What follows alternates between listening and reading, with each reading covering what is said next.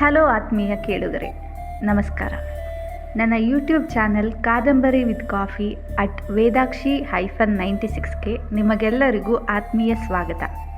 ನೀವೇನಾದರೂ ಈ ಚಾನಲ್ನ ಮೊದಲ ಬಾರಿಗೆ ನೋಡ್ತಾ ಇದ್ದೀರಾ ಅಂದರೆ ಒಳ್ಳೆ ಎಂಟರ್ಟೈನಿಂಗ್ ಫ್ಯಾಂಟಸಿ ಮತ್ತು ಫಿಕ್ಷನ್ ಕಂಟೆಂಟ್ಗೆ ಮಿಸ್ ಮಾಡದೆ ನಮ್ಮ ಚಾನಲ್ನ ಸಬ್ಸ್ಕ್ರೈಬ್ ಮಾಡಿ. ಮುಂಬರುವ ಎಪಿಸೋಡ್ಗಳನ್ನ ಮಿಸ್ ಮಾಡ್ಕೊಳ್ಳದೆ ನೋಟಿಫಿಕೇಷನ್ ಪಡ್ಕೊಳ್ಳೋದಕ್ಕೆ ಬೆಲ್ ಐಕನ್ನ ಪ್ರೆಸ್ ಮಾಡಿ. ನೀವು ಈ ಫಿಕ್ಷನ್ನ ಎಂಜಾಯ್ ಮಾಡ್ತಿದ್ದೀರಾ ಅಂತ ಭಾವಿಸಿ ಈ ಎಪಿಸೋಡ್ನ ಶುರು ಮಾಡ್ತಿದ್ದೀನಿ. ಈ ವಿಡಿಯೋ ಅನಿರೀಕ್ಷಿತ ಅತಿಥಿ ಎಪಿಸೋಡ್ 21. ಕಾಲ್ ರಿಸೀವ್ ಮಾಡಿದ್ದು ಇಶಾನಿ ಅಂತ ಅಂದ್ಕೊಂಡು ಕಪ್ಪೆ ಥರ ವಟವಟ ಅಂತ ಮಾತಾಡ್ತಾ ಇದ್ದ ಮಂಜು ಅವಳ ಡ್ರಾಮಾ ಡೈಲಾಗ್ಸ್ ಮುಗಿದ ನಂತರ ಕೂಡ ಆ ಕಡೆಯಿಂದ ಯಾವುದೇ ರಿಯಾಕ್ಷನ್ ಇಲ್ಲದೆ ಇರೋದನ್ನು ನೋಡಿ, ಅಯ್ಯೋ ಈಗಲಾದರೂ ಸಾಯಿ, ಮಾತಾಡೋಕ್ಕಾಗದಿರೋ ಅಂಥದ್ದು ಏನು ಬಂದಿದೆ ರೋಗ ನಿಮಗೆ ಅಂತ ಮಂಜು ಕೋಪದಿಂದನೇ ಹೇಳ್ತಾಳೆ. ಹಲೋ, ಎಕ್ಸ್ಕ್ಯೂಸ್ ಮೀ, ನಾನು ಆದಿ. ಅದು ಇಶಾನಿಯವರು ದೂರದಲ್ಲಿದ್ದಾರೆ. ನೀವು ತುಂಬ ಸಲ ಕಾಲ್ ಮಾಡಿದ್ರಿ ಅಲ್ವಾ, ಅದಕ್ಕೆ ಏನಾದರೂ ಎಮರ್ಜೆನ್ಸಿ ಇರ್ಬೋದು ಅಂತ ಕಾಲ್ ನಾನೇ ರಿಸೀವ್ ಮಾಡಿದೆ ಅಂತ ಹೇಳ್ತಾನೆ. ಅರೆ ಮಂಜು, ಇದು ಏನು ಮಾಡಿದೆ ನೀನು? ಮಾತಾಡ್ತಿರೋದು ಇಶಾನಿನ ಅಲ್ವಾ ಅಂತ ಕನ್ಫರ್ಮ್ ಮಾಡ್ಕೊಂಡು ಮಾತಾಡಬೇಕಲ್ವಾ ನೀನು ಅಂತ ಮನಸ್ಸಲ್ಲೇ ಅಂದ್ಕೊಂಡು ಮುಜುಗರದಿಂದನೇ ಸರಿ, ಇಶಾನಿ ಬಂದಾಗ ನನಗೆ ಕಾಲ್ ಮಾಡೋಕ್ಕೆ ಹೇಳಿ ಅಂತ ಹೇಳ್ತಾಳೆ. ಇಲ್ಲಿ ಕೇಳಿ, ಏನಾದರೂ ಎಮರ್ಜೆನ್ಸಿ ಇದ್ದರೆ ಹೇಳಿ, ನಾನು ಹೇಳ್ತೀನಿ ಅಂತ ಆದಿ ಮತ್ತೆ ಕೇಳ್ತಾನೆ. ಅದು ಎಮರ್ಜೆನ್ಸಿ ಅಂತ ಏನೂ ಇಲ್ಲ, ಆದರೆ ಸ್ವಲ್ಪ ಇಂಪಾರ್ಟೆಂಟ್ ಇದೆ. ಅವಳು ಬಂದ ಮೇಲೆ ಕಾಲ್ ಮಾಡೋಕ್ಕೆ ಹೇಳಿ ಅಂತ ಹೇಳ್ತಾಳೆ. ಅದಕ್ಕೆ ಆದಿ ಇದ್ದವನು ಸರಿ ಆಯಿತು ಹೇಳ್ತೀನಿ ಅಂತ ಹೇಳಿ ಕಾಲ್ ಡಿಸ್ಕನೆಕ್ಟ್ ಮಾಡ್ತಾನೆ.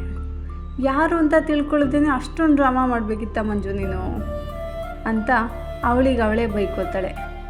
ಇನ್ನೊಂದು ಕಡೆ ಆದಿ ಕೂಡ ಇದು ಯಾವುದೋ ಸ್ವಲ್ಪ ಲೂಸ್ ಕ್ಯಾರೆಕ್ಟರ್, ಇಶಾನಿ ಹೇಳ್ದಂಗೆ ಡ್ರಾಮೆಬಾಜಿ ಅಂತ ಅಂದ್ಕೊಂಡು ಮುಗುಳ್ನಗ್ತಾನೆ.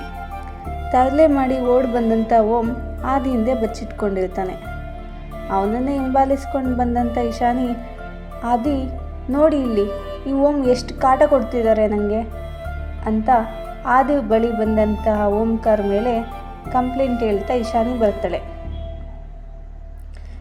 ಸರಿ ಅದು ಬಿಡಿ, ನಿಮ್ಮ ಫ್ರೆಂಡ್ ಕಾಲ್ ಮಾಡಿದ್ರು, ಏನೋ ಇಂಪಾರ್ಟೆಂಟ್ ವಿಷಯ ಅಂತಿದ್ರು. ಆದ್ರೂ ನೀವು ನಿಮ್ಮ ಫ್ರೆಂಡ್ ಹೇಗಿದ್ದಾರೆ ಅಂತ ಹೇಳಿದ್ರಿ ಅಲ್ವಾ, ಅವರು ಅದೇ ಥರನೇ ಇದ್ದಾರೆ, ಸ್ವಲ್ಪನೂ ಚೇಂಜಸ್ ಇಲ್ಲ. ನಂಗೆ ಮಾತಾಡೋಕ್ಕೆ ಬಿಡಲಿಲ್ಲ, ದೊಡ್ಡ ಡ್ರಾಮೆಬಾಜಿ ಅಂತ ಆದಿ ನಗ್ತಾ ಇಶಾನಿ ಹೇಳ್ತಾನೆ. ಓ ಹೌದಾ, ಅವಳು ಏನೋ ಕೇಳಿದ್ಲು, ಆದರೆ ಈ ಓಂಕಾರ್ ಮಾಡಿರೋ ರೂಲ್ಸಿಂದ ನನಗೆ ರಿಪ್ಲೈ ಮಾಡೋಕ್ಕಾಗಿಲ್ಲ. ಅವಳು ಡ್ರಾಮಾ ಓವರ್ ಆ್ಯಕ್ಟಿಂಗ್ ಮಾಡಿದ್ದಾಳೆ ಅಂದರೆ ಅಷ್ಟೇ, ನನ್ನ ಕತೆ ಮುಗೀತು ಅಂತಲೇ ಅರ್ಥ ಅಂತ ಅವಳು ಫೋನ್ನ ಕೇಳ್ತಾಳೆ. ಅಷ್ಟೊತ್ತಿಗೆ ಓಂಕಾರ್ ಇದ್ದನು, ನೋ ಇಶ್ಯೂ ಪ್ಲೀಸ್, ಇನ್ನು ಬರೀ ಅರ್ಧ ದಿನ ಇದೆ ಅಷ್ಟೇ. ನಿನ್ನ ಮನೆಗೆ ಡ್ರಾಪ್ ಮಾಡಿದ ನಂತರ ನೀನು ಮಾತಾಡು, ಮೆಸೇಜ್ ಮಾಡು, ಇಡೀ ನೈಟು ಮೊಬೈಲಲ್ಲೇ ಇರು, ನಾವು ಏನೂ ಮಾತಾಡೋಲ್ಲ. ಆದರೆ ಪ್ಲೀಸ್ ಇನ್ನು ಅರ್ಧ ದಿನ ಅಷ್ಟೇ ಇದೆ, ಈಗ ಮೊಬೈಲ್ ಯೂಸ್ ಮಾಡೋದು ಬೇಡ, ಪ್ಲೀಸ್ ಪ್ಲೀಸ್ ಪ್ಲೀಸ್ ಅಂತ ಕೇಳ್ಕೊತಾನೆ.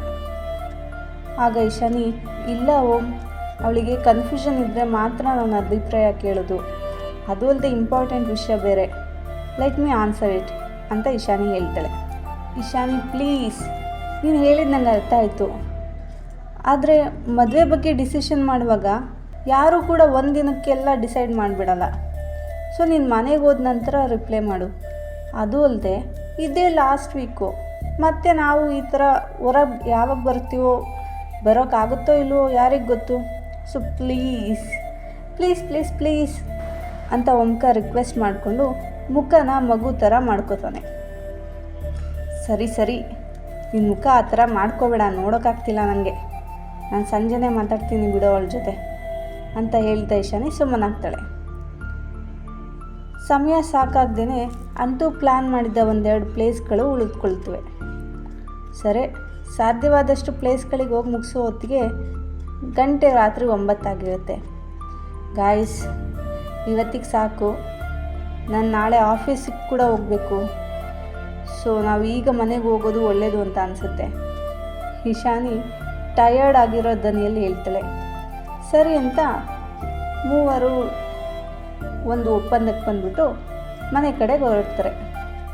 ದಾರಿಯಲ್ಲಿ ಸಿಕ್ಕಂಥ ಡಾಬಾದಲ್ಲಿ ಊಟ ಮಾಡಿ ಟೌನ್ ತಲುಪೋ ವೇಳೆಗೆ ರಾತ್ರಿ 12 ಗಂಟೆ ಆಗಿರುತ್ತೆ. ಕಾರ್ ಹತ್ತಿದ ತಕ್ಷಣ ನಿದ್ದೆ ಮಾಡ್ತಿದ್ದಂಥ ಓಂ ಎಚ್ಚರವಾಗಿ ಟೈಮ್ ನೋಡಿದಾಗ, ಅರೆ ಈಗಾಗಲೇ 12 ಗಂಟೆ ಆಗಿದೆ.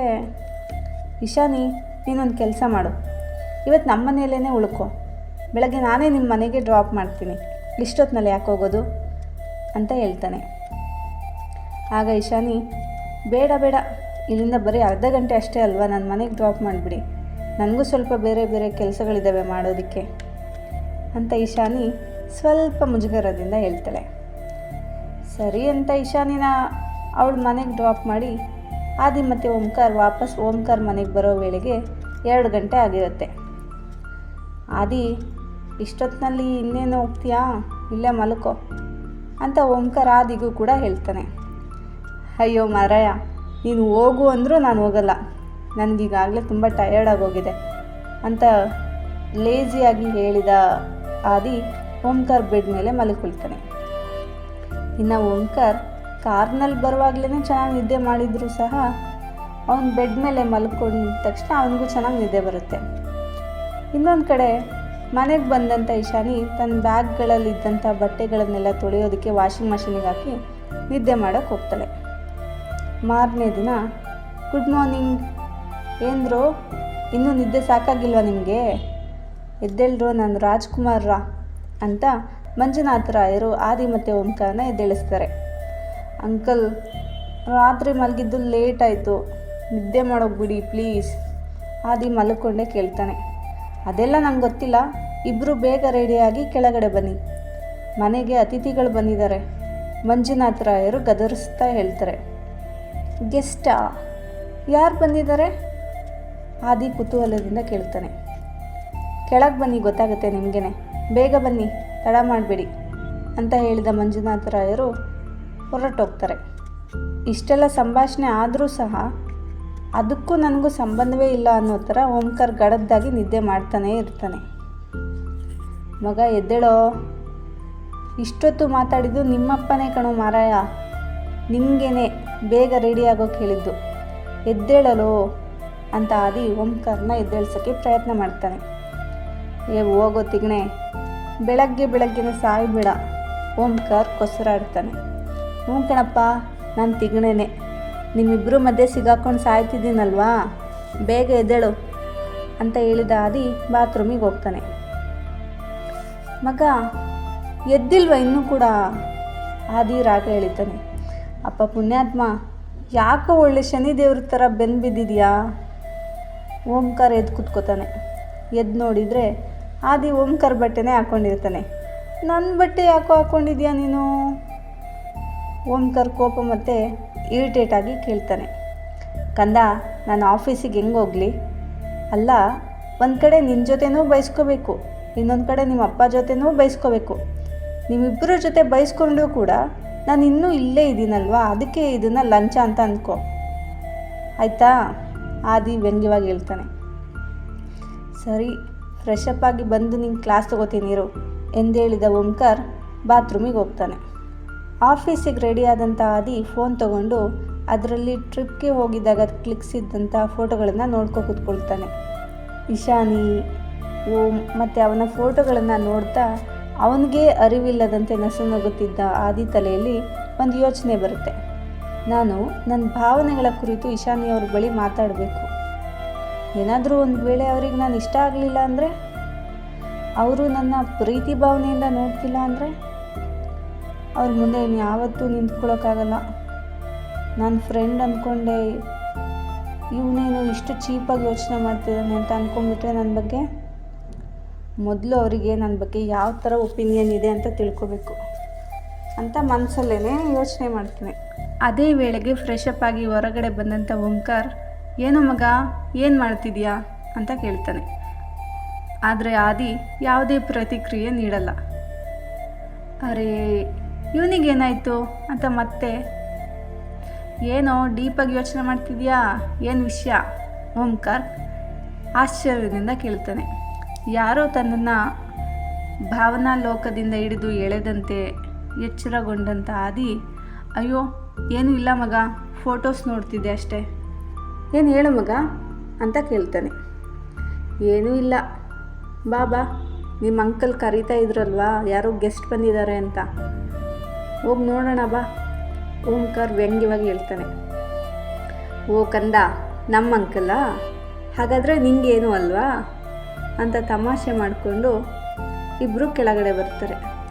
ಡೈನಿಂಗ್ ಟೇಬಲ್ ಹತ್ರ ಕೂತ್ಕೊಂಡು ಮಂಜುನಾಥ್ ರಾಯರು ಮತ್ತು ಅತಿಥಿಗಳು ಕಾಫಿ ಕುಡಿತಾ ಇದ್ರು. ಯಾರೋ ಇವರು? ಓಂಕಾರ್ ಆದಿನ ಕೇಳ್ತಾನೆ. ಅರೇ ಅದೇ ಆ ಹುಡುಗಿ ಕಡೆಯವರು ಕಣೋ, ಆದಿ ಮೆಲ್ಲ ದನಿಯಲ್ಲಿ ಹೇಳ್ತಾನೆ. ಯಾವ ಹುಡುಗಿ ಕಡೆಯವರು? ಆದರೂ ಇವರನ್ನೆಲ್ಲೋ ನೋಡಿದ್ದೀನಿ ಅಂತ ಅನ್ನಿಸ್ತಿದೆ ಕಣೋ, ಯಾರು ಇವರು ಅಂತ ಓಂಕಾರ್ ಮತ್ತೆ ಕೇಳ್ತಾನೆ.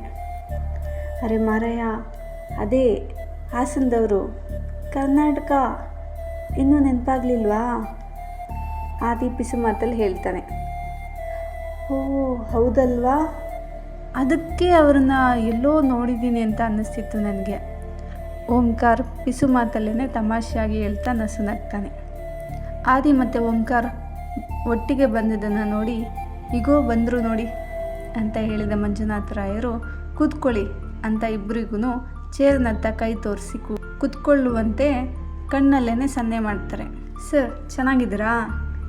ಸಾರಿ, ಅದು ಮೊನ್ನೆ ಫ್ರೆಂಡ್ಸ್ ಜೊತೆ ಟ್ರಿಪ್ ಹೋಗಿದ್ವಿ, ಅದಕ್ಕೆ ನಿಮ್ಮನ್ನು ರಿಸೀವ್ ಮಾಡೋಕ್ಕೆ ಏರ್ಪೋರ್ಟ್ಗೆ ಬರೋಕ್ಕಾಗಲಿಲ್ಲ ಅಂತ ಆದಿ ವೆಂಕಟೇಶ್ವರಾಯರು ಅಂದರೆ ಈಗಾಗಲೇ ಡಿಸ್ಕಸ್ ಮಾಡ್ತಿದ್ದ ಹುಡುಗಿ, ಅಂದರೆ ಓಂಕಾರ್ ಮದುವೆ ಸಲುವಾಗಿ ನೋಡಿದಂಥ ಹುಡುಗಿ ತಂದೆ ಬಳಿಕ ಕ್ಷಮೆ ಯಾಚಿಸ್ತಾನೆ.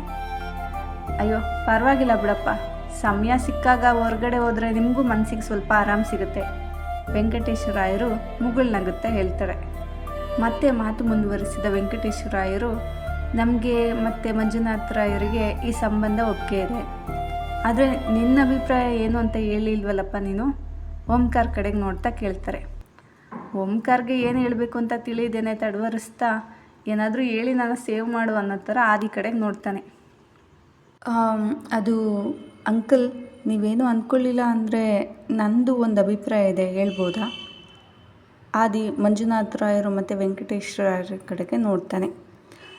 ಹೇಳಪ್ಪ ಆದಿ, ಅದೇನು ಅಂತ ಮಂಜುನಾಥ ರಾಯರು ಆದಿಗೆ ಅವನ ಅಭಿಪ್ರಾಯವನ್ನು ಹೇಳೋದಕ್ಕೆ ಅನುಮತಿ ಕೊಡ್ತಾರೆ. ಜೊತೆಗೆ ವೆಂಕಟೇಶ್ವರಾಯರು ಸಹ ಹೇಳಪ್ಪ ಅದೇನು ಅಂತ ಪ್ರತಿಕ್ರಿಯಿಸ್ತಾರೆ. ಹಾಗಾದರೆ ಆದಿ ಈಗ ಏನು ಹೇಳಬೇಕು ಅಂತ ಅಂದ್ಕೊಂಡಿದ್ದಾನೆ?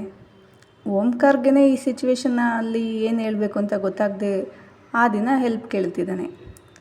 ಈ ಸಂದರ್ಭದಲ್ಲಿ ಆದಿ ಶೇರ್ ಮಾಡ್ಕೊಳ್ಳೋಕೆ ಹೊರಟಿರೋಂಥ ವಿಷಯ ಏನು? ಅವನ ಅಭಿಪ್ರಾಯ ಓಂಕಾರ್ನ ಈ ಸಿಚುವೇಶನಿಂದ ಪಾರು ಮಾಡುತ್ತಾ ಅಥವಾ ಇನ್ನಷ್ಟು ಸಂಕಷ್ಟಕ್ಕೆ ಸಿಲುಕಿಸುತ್ತಾ? ತಿಳ್ಕೊಳ್ಳೋಣ ಮುಂದಿನ ಭಾಗದಲ್ಲಿ. ಹಾಗೆಯೇ ನೀವು ಈಗಾಗಲೇ ನಮ್ಮ ಚಾನಲ್ ಕಾದಂಬರಿ ವಿತ್ ಕಾಫಿ @ವೇದಾಕ್ಷಿ 96ನ ಸಬ್ಸ್ಕ್ರೈಬ್ ಮಾಡಿದ್ದೀರಾ ಅಂದರೆ ನಿಮಗೆ ನನ್ನ ತುಂಬು ಹೃದಯದ ಧನ್ಯವಾದಗಳು. ನಮ್ಮ ಚಾನಲ್ನ ಹೀಗೆ ಸಪೋರ್ಟ್ ಮಾಡ್ತಾಯಿರಿ ಅಂತ ಹೇಳ್ತಾ, ಫ್ಯಾಂಟಸಿನ ಎಂಜಾಯ್ ಮಾಡೋ ನಿಮ್ಮ ಫ್ಯಾಮಿಲಿ ಮತ್ತು ಫ್ರೆಂಡ್ಸ್ ಜೊತೆ ನಮ್ಮ ಚಾನಲ್ನ ಶೇರ್ ಮಾಡ್ಕೊಳ್ಳಿ ಅಂತ ಹೇಳ್ತಾ ಸಿಗೋಣ ಮುಂದಿನ ಎಪಿಸೋಡ್ನಲ್ಲಿ. ಧನ್ಯವಾದಗಳು.